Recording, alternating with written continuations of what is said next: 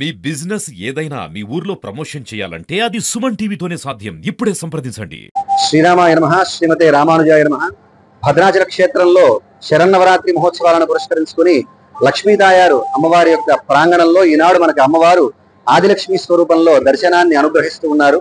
మనకి భగవానుడైనటువంటి మహావిష్ణువు ఎలాగైతే ఈ లోకమంతా కూడా వ్యాపించి ఉన్నాడో, అంతర్బహిష్ట తత్సర్వం వ్యాప్య నారాయణ స్థిత అనే వేదం ఎలాగైతే చెబుతోందో అలాగే పురాణం కూడా చెబుతోంది. యథావ్యాప్తం జగత్సర్వం దేవదేవేన శార్మిణ తథావ్యాప్తం జగత్సర్వం రాజన్ క్షీరాబ్ధిగణ్యయ అంటూ ఎలాగైతే మహావిష్ణువు చేత లోకమంతా వ్యాపింపబడిందో అలాగే అమ్మవారి చేత కూడా ఈ లోకమంతా కూడా వ్యాపింపబడిందిట.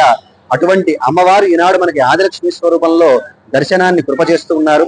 మహాలక్ష్మిని ఆరాధించడం వల్ల మనకి సకలమైనటువంటి శుభాలు కలుగుతాయని, అన్నిటికీ కూడా మూలమైనటువంటిది అమ్మ అని లక్ష్మ యస్యా సముద్దిష్టం సాలక్ష్మీతి నిగద్యతే అంటుంది నిరుక్త సారము.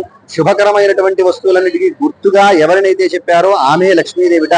అటువంటి మహాలక్ష్మి ఈనాడు మనకి ఆదిలక్ష్మి స్వరూపంలో దర్శనాన్ని కృపచేస్తూ ఉన్నారు. అటువంటి అమ్మవారిని అందరూ దర్శించి ధరించవలసిందిగా ప్రార్థిస్తూ జై శ్రీరామ్.